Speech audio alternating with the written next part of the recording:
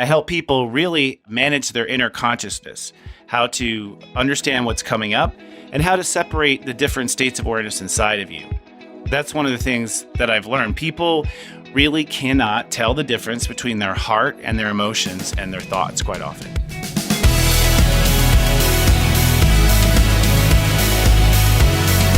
Welcome to the Shine Strategy Podcast, where entrepreneurs, visionaries, and business owners are getting visible and changing the world. I'm your host, Heather Burgett, an award-winning publicist, entrepreneur, and business mentor. Today's show is sponsored by PR Stars. For more inspiration and Shine strategies, head over to shineinsiders.com now for my free masterclass so that you too can get visible and go from local to global.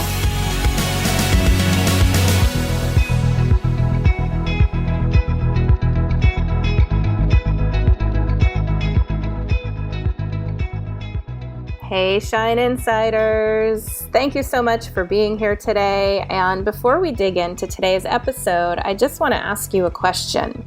Have you checked out my free masterclass? You can do that, as you hear in the intro and the closing of the show, at shineinsiders.com. And you might be wondering what it's for. Is it for you? And I will just say, if you're looking for an award-winning publicist to help you increase your visibility, authority, and influence, so you can reach a global audience without selling your soul, then yes, it is for you. It's also for you if you want to lead the conversation about who you are and what you're doing in the world, being intentional with your career, and taking control of the direction of your life and being proactive with a solid strategy to reach your goals. I'm here, I'm taking a stand for you to claim your inner and your outer journey. So if that is all resonating with you, then please meet me over at shineinsiders.com. All right, let's get into today's episode. Hello, Shine Insiders. Thank you so much for being here today. I am really excited to introduce you to our next guest, who is someone that I have been following now for, at least probably a year or so, and listening to almost on a weekly basis. This is Christopher Witecki. He is a master astrologer and spiritual life coach that focuses on building inner happiness and personal joy. In fact, he calls his business Sirius Joy, that's S-I-R-I-U-S, named after the brightest star in the sky.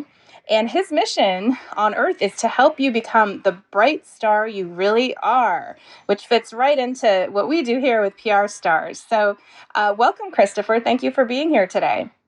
Hi, Heather. Thanks for having me. Yeah, we're so excited to have some really interesting conversations with you today because, you are every week guiding, it must be thousands upon thousands of people in terms of what's happening on the planet with mass consciousness. And I would love to hear a little bit about your background and how you evolved into this place where you are now. Can you go way back and tell us sort of where it all started? Totally. I can go way back. First of all, I come from a pretty eclectic family. My father called himself a Jedi and my mom was psychic. Wow. So growing up, I had a very interesting belief structure. I was very open to tarot. I was very open to energy. And my father raised me to create our own reality. So like when I would get sick, his response would be like, why did you create that? Wow. Yeah. Not a lot of compassion, though, in that sense, So, with every positive, there's also a challenge. So I grew up in this sort of eclectic environment, and I moved every 2 years. My father built nuclear plants in the 80s. So we were bouncing all over the country, and I was constantly finding myself in new classrooms every 2 years with new kids. And it was probably then when I started noticing energy with people. I started to notice that all of the Davids in every town were sort of similar. And all the Jasons were sort of similar. And I started to see kind of vibrations and pay attention to people's energy and their character. So I was really interested in character from an early point on. And then I decided to go to film school for college. And that's where character got really deep. I started taking psychology and really wanted to know what motivates a character and what inspires people, what holds them back. I came from a very dysfunctional household in the sense that my mom and father were always fighting. And there was a lot of anger in the house. So I had this also, mission inside of me to bring peace into my life and to bring peace between people because I could see that people loved each other. I was freshman in college. Yeah, freshman in college. And I started dating this woman who was an astrologer. And she invited me over to her house to give me a reading. This is my first reading. And she started reading me, and she basically just cut to the chase and said, we're not going to really work out. I just have to be honest with you. So she basically broke up with me from the reading. And I was stunned because she was so accurate with everything she was telling me about career being first and being on a mission. And she was looking for a man to settle down and have kids. It was nowhere in my chart. So I, at that point, sort of stubbornly, kind of a little bit of anger, like not wanting anyone to know me better than me, started researching astrology, and I found I had a real knack for it. I mean, I would open up the books and I found myself disagreeing with the authors. Like, no, this isn't what it is. And I didn't even notice that until sort of later. Started reading tons and tons of people, made myself into Hollywood, where I was starting to work on TV shows and things like that, doing astrology in the background. And one day I did a reading. I was doing readings for everyone, all the actors, the directors, the producers. As soon as there was a moment, they'd pull me aside and give me their life story, And finally, one person, a producer, told me, Lisa Roth is her name. She said, "You're really fabulous at this. You need to quit television and you need to do this full time." Wow. Yeah, and that's sort of when I started doing readings. Oh my gosh, that's so amazing. So you just kind of naturally evolved into this place where, and I talk a lot about this in our community with, people get stuck sometimes on what they're supposed to be doing with their work or their programs or whatever they're doing in the world. And I always say, it's like people are going to tell you where you need to go. The people that are showing up that need you, they're going to guide you to what, your gifts are, because they're going to be resonating with that. So I love that as an example of just showing that you naturally were pulled into this direction. So from there, what did you do? From there, I started doing readings and reading people in the background. I got way high up. I was reading some A celebrities, and I realized, whoa, this is happening way too fast. I need to pull back. And at that point, I still had the TV bug in me. So really, it was two forces. Everyone kept telling me to do this spiritual stuff, but I really wanted to bring enlightenment to television. And when the internet allowed for video, I was one of the first guys to hop on. So I decided I'm going to be successful on TV. I'm going to have a huge series. I'm going to do horoscopes on the web. That was my dream. So I started doing them. I started doing 12 horoscopes a day, 5 days a week, putting out video. And I'd come from reality TV, so I know how to put out content, And before long, YouTube came along about 6 months after I'd already started with my own website. And I was the first astrologer on YouTube. Oh my gosh. That's incredible. The first astrologer on YouTube. Totally. I just realized that a year ago. I was like, holy crap, I was the only guy. I really should start telling people that. Yeah, that's huge. Wow. How cool is that? Oh my gosh. It is cool looking back. So I think I was definitely a pioneer of YouTube and definitely a pioneer of coaching people on YouTube, and just started doing 12 horoscopes a day, 5 days a week. It ended up to being about 16,000 videos before I started to run out of steam. Oh, you're my hero. We do one podcast a week, and that feels like an immense task. So that's 60 videos a week, it says here. And then I thought I heard you say somewhere else that you put out more content than Oprah and local news. That's true.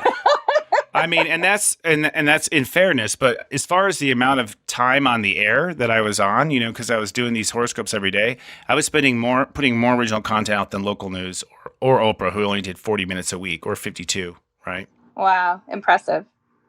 Thank you very much. It showed me that I was capable, and it taught me a lot. Actually doing the horoscopes 5 days a week for all 12 signs, people don't realize it, but the stars don't move too fast. They move pretty slow. So this is what got me into diving deeper in astrology, because as a producer, I wanted to hook everyone every day with something that they can learn about themselves.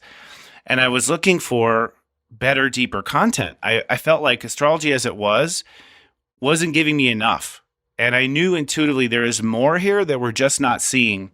And being an intuitive, my intuition is out the entire time. I'm psychic, but I didn't accept that for a long time. I just thought it was intuition things. But there came a point where my guides, literally, I'm sitting in the studio, what do I talk about? And my guides kept saying the number 2, the number 2, 2, 2. I didn't know what the heck they were talking about, but I kept feeling it was such a resonance. And I looked down the paper and I noticed, oh my God, nearly every planet degree is starting with a 2. And I started to look at the degrees a little bit more carefully. And about a year and a half later, I was able to, I believe, crack the code to reading degrees, reading planets down to the degree. So this is where my work has been since then, is what I call step astrology, which is understanding that there's actually more intelligence in astrology than we're led to believe. When I started reading astrology books, they're kind of depressing. I don't know if you ever read an astrology book, like looked up your chart. Have you? Yeah. It's kind of like this square this, and you have problems with this. You might be a psychopath. Next paragraph. And it's just like, oh my God, you're going to leave me with this? Like, this is it? I'm just doomed for missing a limb. It's, and that's it. They kind of left you hanging. And what I realized was in the degrees and in the nature of numerology, I realized that astrology and numerology go absolutely hand in hand. In fact, they complement each other. In fact, they need each other. And the degrees ended up giving me a new in-depth insight to really like the last 6 feet of the interpretation. So most astrologers do readings and they basically end it like, well, it could be this, it could be that, it could be this, it could be that. You end up kind of giving the client several options because free will chooses at the end. But analyzing the degree down to the degree gave me the visibility of how they would respond in their free will most likely. And that's the secret to my accuracy. Now, this is actually a new arm of astrological study, and you've coined this yourself, this step astrology. This is like your thing. Totally. Yeah. Honestly, I channeled it, and I can talk about the channeling. It came out once I realized I was talking to the other side. Then I started going directly there for it. But yes, I call it step astrology. And the reason why it's step astrology is what I learned, and this is also with my readings and also doing my broadcasts and stuff, is that if you have a low degree planet, like a planet like at 2 or 3 degrees, that is actually resonant of how awake you are in that particular conscious state. So it turns out that degrees actually work up with awakeness. Like as you go up in the degrees, you become more awake. The higher the degree planet, the more experience you have in past lives with that state of awareness and that consciousness. So really, it's not that we just click from 0 to 1 like it's a minute in time. We go from 0 to 1 as a step up in consciousness. Each degree is a step higher to enlightenment. I love that.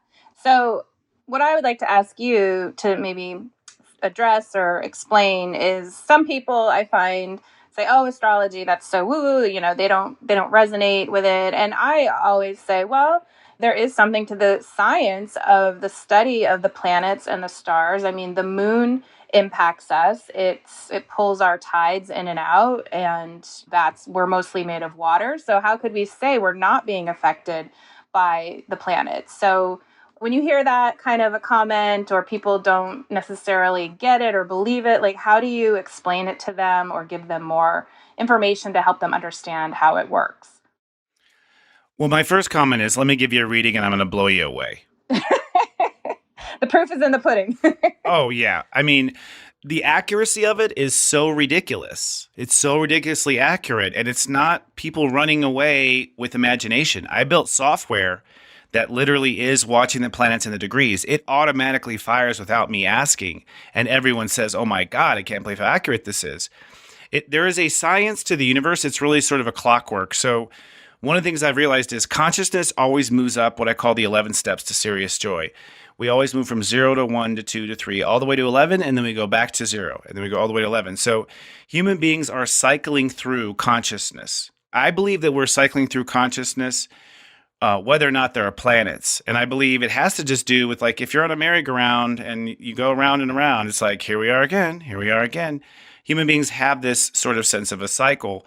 And if we didn't pay attention to it, we would still cycle. And we could probably scientifically, talk to people, ask them each day, are you feeling this today? Are you feeling that today? And you'll see yourself that you go through a cycle. Well, what the planets really do is give us this amazing atomic absolute clock to these human conscious cycles.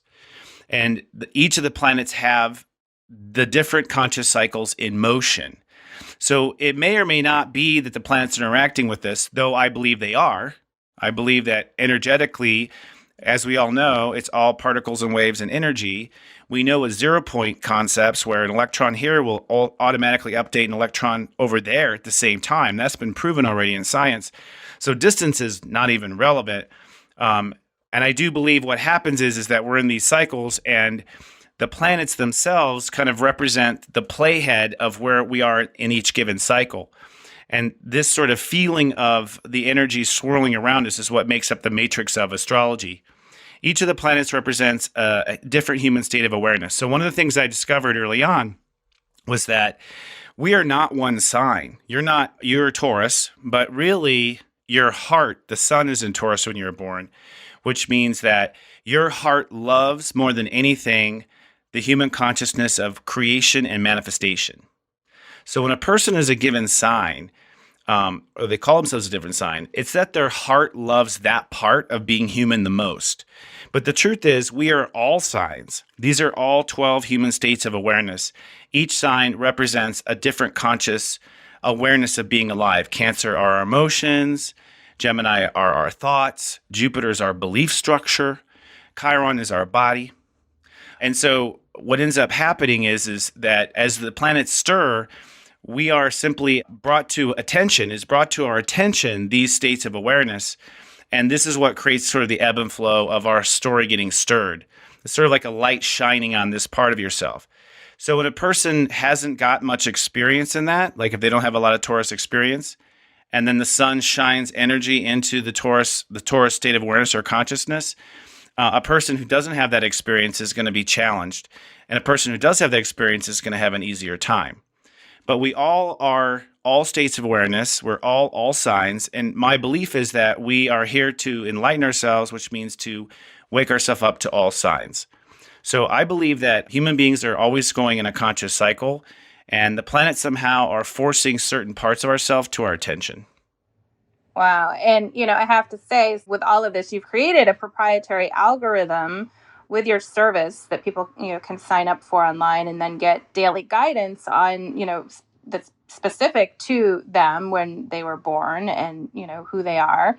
And I will say that I, signed up and I'm like, oh my gosh, it couldn't be more accurate for there's a section on the soul biography, and it said the lifetime goal was, nurture/care and teacher, which I'm like, oh my gosh, that's completely what I'm doing. Yes, you are.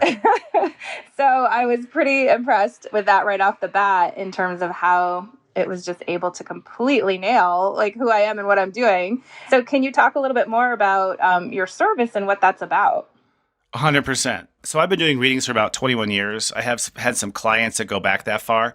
And every year they came back, nothing changed. They had learned, they tried to apply, but they just, I tried, but life got distracting. And that was the beginning of the service for me, because I was like, I just wish I could send them a message when they needed to hear this, like right when they needed to hear this, because consciousness is about perception. All you have to do is change your perception. That's it. You don't have to do push-ups. You don't have to do yoga.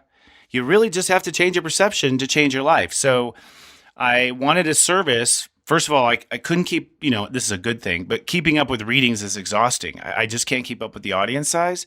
So I wanted a way to stay in touch with my clients and keep them on the path. And that's the birth of Sirius Joy. We took 3 years developing this platform and this software, using some of the algorithms that I use for my own readings, which involves the degrees and involves some other things.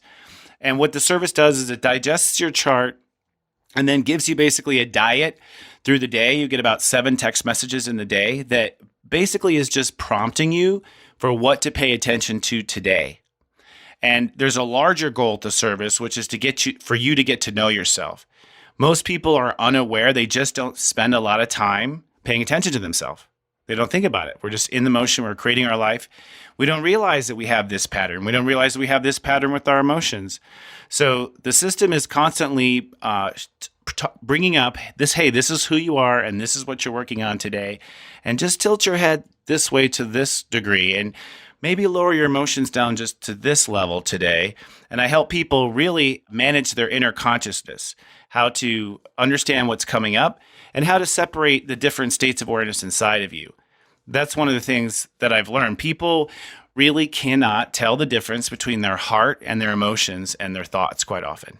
Oh, I love that point. Let's dig into that a little bit, because I loved hearing you talk about awakening and consciousness, where, I've heard you talk before. And one time I heard you say it's like waking up from watching your own movie. I love that. And really, this is all about the awakening process. And Can you just expand for people on, what does that actually mean? Well, from what my research has shown, they talk about 5D, right? That's the buzzword in our community. We got to get to 5D. We're currently in 3D. Right, like fifth Right, dimension. the fifth dimension. Thank you. And I'm starting to think that the two other dimensions are emotion and love. Like those are the two we're not paying attention to. I believe that, in the history of humankind, we went into the dark ages, and this is where energy got very, very dense. And so people were pushed out of their intuition, sort of into the fight or flight of humankind. And I believe that our mind and our ego became the two primary states of awareness as humans to survive. And with the advent of science, we then started moving completely in the mind, right? And don't be so emotional. You're acting like a woman, like this sort of thing, humankind. And that was us talking ourselves really out of our whole awareness of who we are. So what I've come to realize is people have just conglomerated themselves as one energy. But the truth of the matter is that we have 12 separate states of awareness inside of us. Each one of them is speaking to us at all times and has a response to everything. That's the interesting thing. It's like your ego, you don't have to ask your ego to get mad. It will on its own, right? Like these states of awareness are alive and conscious and running the program, whether you're paying attention to them or not. So my first priority with the service is to begin to identify and separate your ego consciousness from your thoughts through your feelings. And I really believe the awakening process happens 100% through our feelings. And feelings are confused because they, we just kind of assume feelings as happy, sad, orgasmic. That's it. That's a vocabulary. But from what I've studied, emotion, like the moon zips around the earth. And what it does is it reflects the light of the sun, which is our heart, and all the energy coming off the earth back to the earth. So it's sort of like an eardrum that bounces energy back. And that's what emotions are for us. That's what feelings really are. Your feelings actually are reflecting every state of awareness inside of you. And they're all mixed together in sort of a soup. I believe when they talk about Father, Son, and the Holy Ghost in Christianity, the Holy Ghost they're referring to are your feelings. It is this ghost of who you are. It is a ghost flying around you, constantly making real the conscious states that are within you. So to me, the awakening process is through emotion, through our feelings, by listening to our feelings. And I teach this with meditation as well. I don't believe we're meant to turn off our mind in meditation. I think that's a mislead. I don't think that's the way it works. I think our mind is supposed to focus on our feelings. So our mind is to go into a listening state. And as we began to fine tune or focus on a certain feeling, focusing on that feeling is the literal connection to that conscious state or the literal connection to that information. And as soon as you have connected to the feeling, you'll find that your mind auto-populates with the answer you're looking for. Wow. I think we are so often trained, to let go of the thoughts. And I know that is sort of a fine line there too, because I call it sometimes, digging through the garbage. Like if we have things coming up for us, and maybe you can speak to this through what you do with Namaste Today, is there is a mass consciousness happening, and sometimes we're trying to identify and attach stories to things that aren't really even our stuff. So it's, I think sometimes it's hard to know, like, am I processing something that I need to be processing, or is this even my stuff? Like, how do you guide people in sort of differentiating? That's a great question. It comes down to knowing yourself. And this is actually why people are not great psychics and they're hit and miss with their psychic ability, is because you have to isolate and identify your own feelings inside yourself and be really clear about how you feel about yourself and what your feelings are about everything in its own sort of container, in its own sort of sacred moment that's separate from the world, which would be in your meditation or in your time and whatnot. And that's what my service will do each day. I'll say, hey, the ego is like flaring today. So you're probably going to feel your ego, or you're probably going to feel control issues. This is normal. What you want to do with this energy is make a decision or do this. So the collective consciousness is the earth is swinging around, the sun, and there is a certain galactic weather. And so everyone in the world is feeling this galactic weather.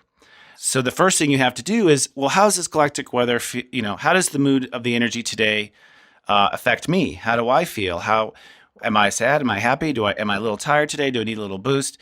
And really putting a boundary around that and going, okay, that's me. Once you enter into the world knowing who you are, you no longer own other people's stuff.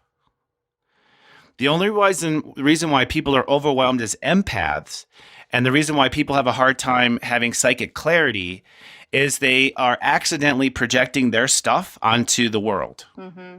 And it's because they don't know what their stuff is.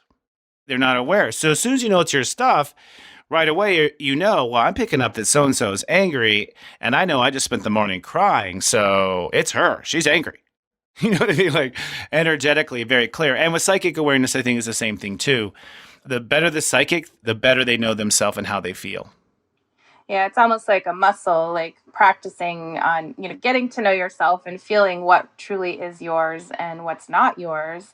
Because I feel like so many people in the world are walking around, like antennas, picking up all this stuff, thinking it's theirs, and they can't understand why they're miserable or having a rough day.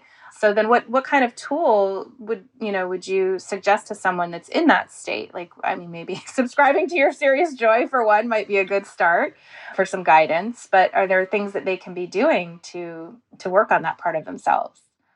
100%. Sirius Joy will absolutely help you and be your friend to help you know you're not crazy. So that's really helpful. But regardless, even after you get the message from me, you have to do the work.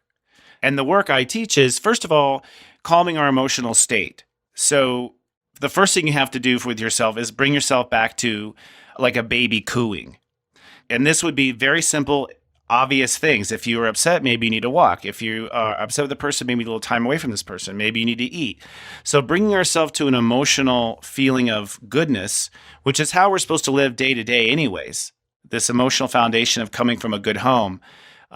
So most of the nurturing that I teach, first of all, is just simple emotional babying yourself, realizing that you are a baby because you've spent no time learning how to nurture yourself. So as soon as mom and dad stopped, that's where you stopped growing. I think our EQ is a big part of it. And once your emotions are calm and you're centered and you have some space away, really your natural intelligence takes over. You really are. It's that frantic fight or flight emotional state that is making everyone so confused. Mm-hmm.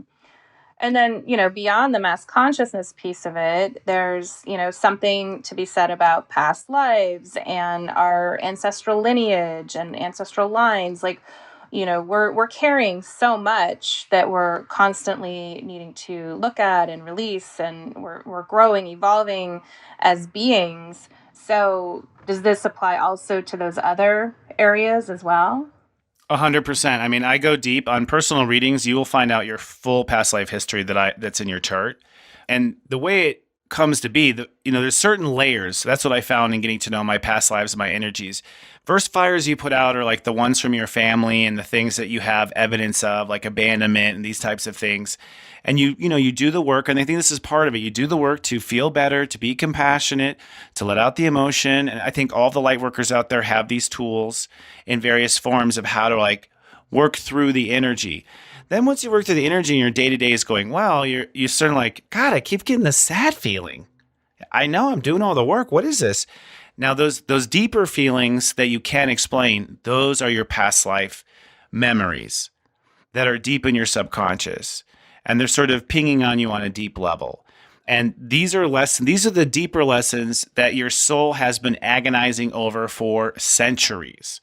The issues that constantly hook you up all the time. So once you begin to get your day-to-day calm. In fact, my service is progressive. So the first year, I just work on you as a baby. The next year, I work on you with love. It's not until the third year service we start talking about your feelings and past lives, because you have to sort of work through the current earth damage before you get to the core stuff.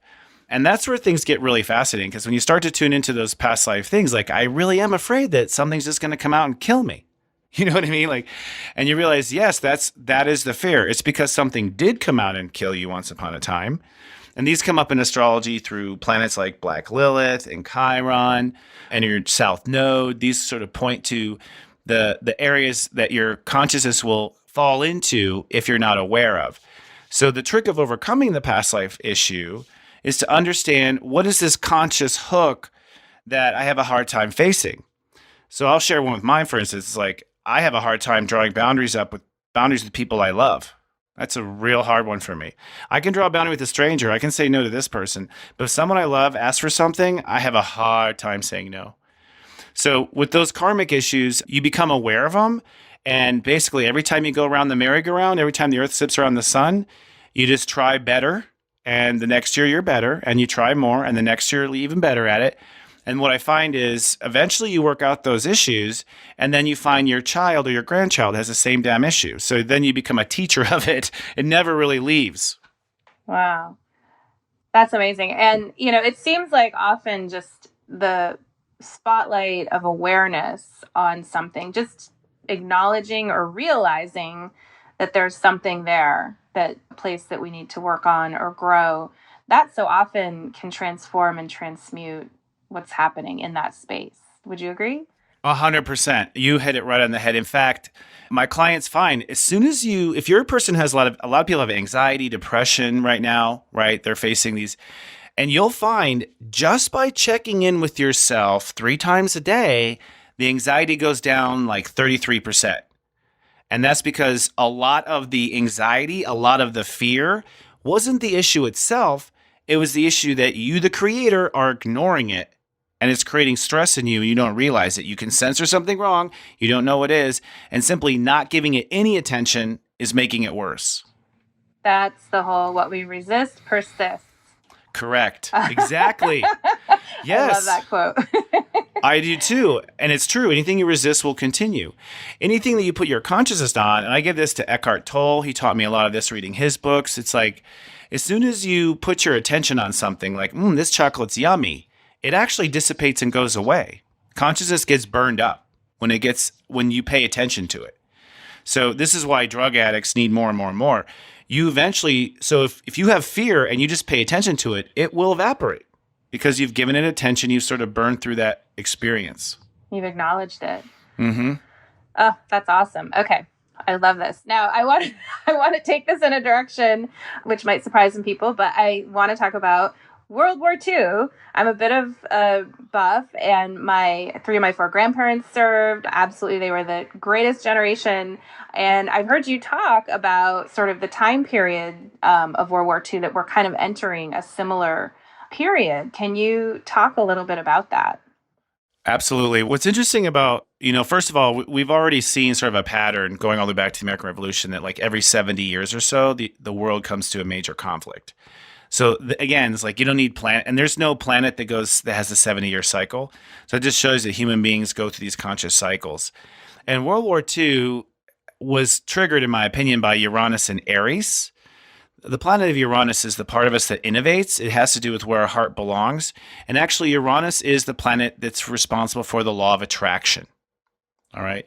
So what we attract is based on sort of where we are in our step 4, what I call I belong, where our heart feels where we belong. So when Uranus was in Aries, was prior to World War II. In fact, it came out just before 1933. So right when the Depression hit, right after the Depression hit, suddenly people had Uranus and Aries, this lesson of having to become stronger. And so we work to be stronger, and we started developing our ego. When Uranus goes in Aries, we grow our ego. And what ended up happening is you had an interesting moment there where human beings were growing their ego, which is accompanied with technology and ability to kill more with less energy. You know what I mean? And we also had Pluto in Cancer at the time. And Pluto has to do with where we have to draw boundaries, and Cancer has to do with emotion.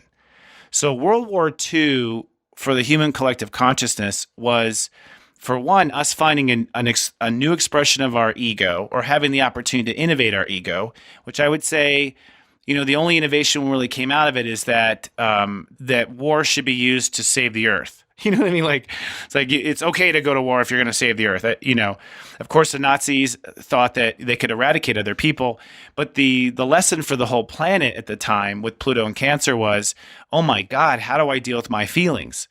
I think that generation was not in touch. So your grandparents, my grandparents, they weren't in touch with their feelings until they saw, Auschwitz. They weren't in touch with their feelings as a generation until until they suffered loss. For whatever reason, that particular generation was not in touch with their feelings. So what's interesting is now we have Pluto in Capricorn, which is the opposite sign of Cancer. Now the planet is in touch with its feelings. In fact, all of us are having anxiety attacks and taking pharmas, right? Like we can't deal with them at all. And that's part of because of the syndrome you described. Everyone is looking to the outer world to try to fix their inner world. And so we're caught in this. But Uranus just came out of Aries in the last year. It's moved into Taurus. So we just went through from 2012 until 2019. We went through that same ego upgrade that we went through just before World War II. And so everyone has made up their own mind. All right, what an ego should be used for, what an ego shouldn't be used for. And this time with Pluto and Capricorn, the question is, what should the laws be? How should we be controlling people in the first place? What sort of rules should we make if we want to feel better anyways? And what's significant about this moment is, in a way, it's the answer to World War II, energetically. So we were numb, completely numb, and now we're in touch with our feelings, and we're still unhappy. And it's because, well, all of our laws are based on control. They're not based on feeling better. So we're at this interesting moment right now, and it's, in the next year, it begins to climax because the last time Pluto was in Capricorn was 1776. The United States, Pluto is at 27 degrees Capricorn. So this means that the human race is ready to rewrite the Constitution now, literally. We're ready to take it down to square zero if we have to.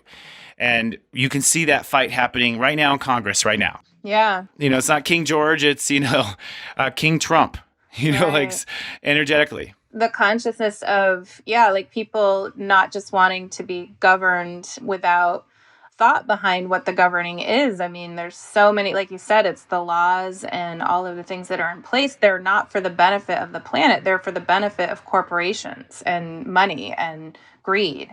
And I don't think as a human consciousness, as a species, we want to survive. And I think we're looking at this going, we cannot continue on this trajectory if we want to have a planet. Right? Totally. And we've woken up. But the last time Pluto was in Capricorn in the 1700s, like freedom was a big deal. Like the fact that you could just do what you want and say what you want was a huge deal. Now we're 250 years later. It's like, okay, you know what? We need more than that.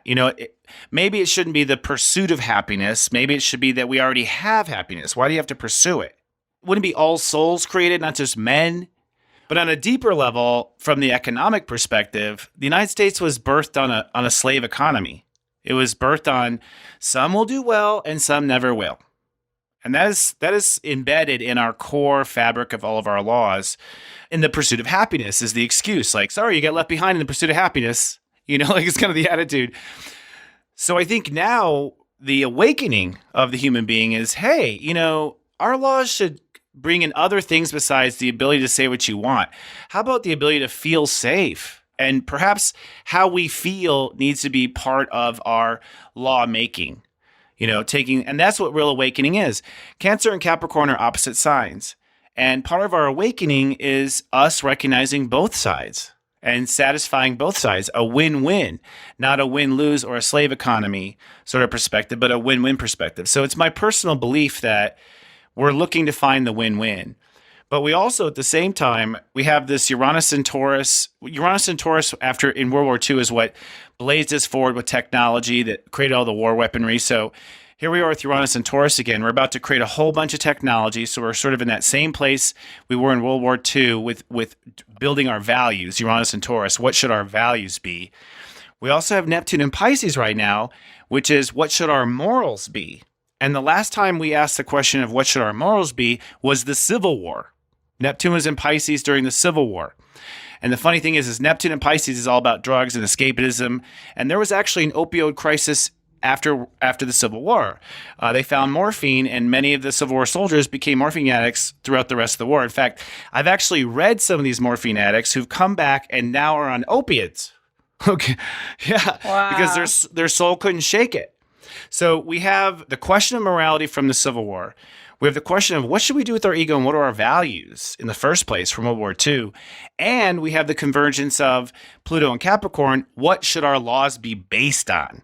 So this is why this moment in time is so gigantic for the collective conscious, because we're answering three of the biggest questions that we've always stumbled with through time. Wow. That's incredible. I'm speechless. It's huge. This is, in terms of where we are in our evolution as a species, it feels like this is a turning point.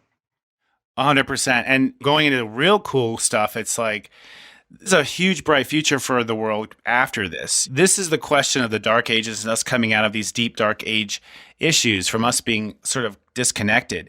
This is our moment to make a decision. Hey, is the world going to get better or is the world going to hurt through more pain? That's the question. And almost every person that I read has come here to help vote to answer that question, But beyond that question, Pluto moving into Aquarius, we are now, since the Mayan shift, the galactic center is now step 27. This means that the higher frequencies are now available on Earth.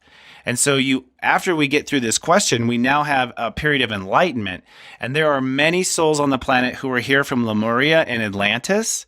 And their karma is to remember and awaken and start to bring some of those higher frequencies to the masses. So I think this is the most incredible time to be alive in all of human history, if you're a history buff. Yeah. Because we have this opportunity to solve all of our idiot self and our idiot sides. And we have the opportunity to go back to magic and fun stuff, which is why I think superhero films are like the most popular right now. Right. Remembering that how powerful we really are. I think so much of what we learn growing up and coming into the planet is, all that stuff gets suppressed, and we truly are powerful beyond measure. And a lot of what I work with people coming to me too is also empowering them, reminding them of who they are and their true divine birthright as a energetic being and a spiritual being. And this is all just so amazing. So, in terms of kind of this idea of a new age of enlightenment, I know like Edgar Cayce, who was known as the Sleeping Prophet, if some of you out there know him, and he was always, predicting things, reading the Akashic records. And I feel like I read something at some point that said he was predicting that we were already entering this golden age. Like there were, because there was all this talk, Y2K, with the end of the Mayan calendar, all of these things that have been coming up in recent years. And the fact is that we already have kind of shifted and evolved and entered this new period. Can you speak to that at all? I would say that's absolutely true. I actually think that when Casey was alive was when it was really opening. Because if there's a ton of profit in the early 30s that we're just now catching on to today. You know what I mean? Like, so I agree. I think that it comes with souls who are already more awake or more connected with this. And the awakening to me happens from the individual. So if I didn't spend a lot of time listening to my feelings and what other people look at as imaginary, I wouldn't have cracked these states of awareness and how they add up. So I agree. The people who are here who are responsible for the awakening, they're already awakening. They're already awake. You have characters like Amma in India, and you have the Dalai Lama. They are very awake. You know what I mean? And the bandwidth is here if you want to log in. I love that analogy. Yeah. Just register, sign up, log in. Yeah. And, and God's answer is, I've always been here. You've always had full bandwidth, kid. I think it was harder for us to do it. And so I believe it comes down to each individual logging in. And to be clear, it's logging into yourself. You are the gateway to God and the invisible universe. You are the battery. You are the modem. It is not outside of you. So if you get to know yourself, you're on the path. I don't know if you're into the Course in Miracles and all of that sort of philosophy, but that was a big shift for me when I was studying that path, and just that the basic tenet of it all is that the only sin of humans is that we believe in separation, that we believe we're separate from God, and when truly we're all connected. That truly is it. In my spiritual study, from what I hear from around the psychic water cooler is God didn't leave us and kick us out of the garden. We left on our own, chasing after something shiny. Right. We left. We thought that the physical world was more important than the non-material world, and just slowly started to turn our back on our connectedness to everything. So yes, the original sin is that you are separate from God, I would say. Wow. Oh, this is awesome. Okay, well, I know we're gonna have to wrap up soon here, but I feel like I have one other like really deep, big question that I want to dig into, and it's kind of going along the World War II theme. Now, my fascination started with World War II in 10th grade when I read Elie Wiesel's Night. And I just couldn't even believe that humans were capable of such atrocities as the Holocaust, and someone like, Hitler could even exist. But it was the survival and perseverance of the human spirit that hit me so hard. So I would love to just touch a little bit on like the shadow side or the dark side. Someone like Hitler, like he's probably the culmination of the worst of the potential in humanity. There's levels to it, of course. So we all kind of have this little internal struggle going on with our shadow side. So what would you say to people that are feeling like that internal struggle happening? That's a very good question. A lot of what we perceive as shadow, Star Wars does a pretty good job teaching this, to be honest. You know what I mean? Like, The Force. I gotta give Lucas credit. Like when you see the story of Darth Vader or whatever, before he was Darth Vader and he sees his mother killed and all this stuff, like all this darkness begins with you not healing your pain. That's where darkness, we all have pain. We all have gone through dark moments that were horrible. And if they need love and they need constant love, continued love to come through that pain. So almost all darkness comes down to a person in pain, in my opinion. And then what they have done to run from it or to patch it up. And so the more and more you get disconnected from the more and more you try to numb yourself from that pain, the more you numb yourself from your heart and your soul, the more dangerous you become. So the people who are incredibly dangerous, and I would say, there's darkness here. It's not Hitler, it's Monsanto. I'm sorry, completely dark, saying you can screw with, genetics of farms and force us into herbicides. Like, who the heck do you think you are? Changing the earth because you want to profit. So I believe what's interesting is on a world scale, we're actually doing better than we ever have. I'm really impressed with all these pedophile rings being arrested. So even though things look really bad, the astrology and everything else says the dark is being worked out. And I believe that World War II was our darkest hour. I would think that was the turning point of humanity surviving or not, was the Cold War and nuclear race. And really, basically, people using technology to kill faster and efficiently. That was our darkest hour. So as far as if you're concerned about that, I know that human beings are worried about an apocalypse and they're worried about something really horrible, but that's really your pain from your past lives of going through it as a human. And so I think humans are automatically assuming it's going to be like that again. But from what I'm learning and seeing, no, we're past that darkest hour. It's going to get lighter, lighter, and lighter from here. Oh, I love that. And it does feel like that all these things are coming to a head right now on our planet, in our world. Like the light is being, there's like a spotlight on all these dark areas, like with the Me Too movement and Time's Up and all of that. And all of these things that were sort of secret or hidden or not talked about or just not brought to justice, or now there's actually a reckoning happening with all of that. 100%. And you know what the difference is between World War II and now is, World War II, the Germans most of them didn't even know what was going on, or if they heard it, they didn't believe it. Even if they believed it, they denied it. So the individual's responsibility wasn't very clear and present in that particular test. In this test, we have the internet, and we have voting, and we text each other, and we're almost connected through technology as a oneness right now. So in my opinion, the coming out of the darkness this time is not you waiting for a political figure to save you. It's you going into your darkness, like the Me Too movement, and saying, I'm going to face this pain. I've been hurt too. I want to heal this myself. And so I believe the cleaning up of the planet this time is each individual taking their own responsibility to face their own dark and bring in their own love and light. Oh, I love this. So we truly are in this new age of enlightenment now. I believe we are, but we're unaware. All right. Well, anyone listening to this podcast now knows. Yes, you've been told now, so go out and clean your darkness up. Oh my gosh. Well, this has been so enlightening. And I know that's your mission out there, is to bring enlightenment to the world. And you're doing such an amazing job with it. And can you tell us a little bit about Namaste Today and how people can find you? Totally. Namaste Today I've been doing internet shows for 13 years now. Namaste Today is at its 5th year. It's a weekly show. Now I've kind of learned to be more efficient. It's out on YouTube. It's out on Facebook. My personal site is SiriusJoy.tv. So all my shows are at SiriusJoy.tv. And in Namaste Today, what I basically do is break down the week first for the collective consciousness. So, what the whole world's going through, and that's what a lot of people don't realize, is we're all going through it. You're perceiving it your way, and I'm perceiving it my way, but we all have the same cosmic weather hitting us. So I talk about sort of the big picture of the cosmic weather, and I give you a little weather report, like how happy you'll be for the 5 days, literally with little emoticons and stuff, sunny and partly sunny, that sort of thing.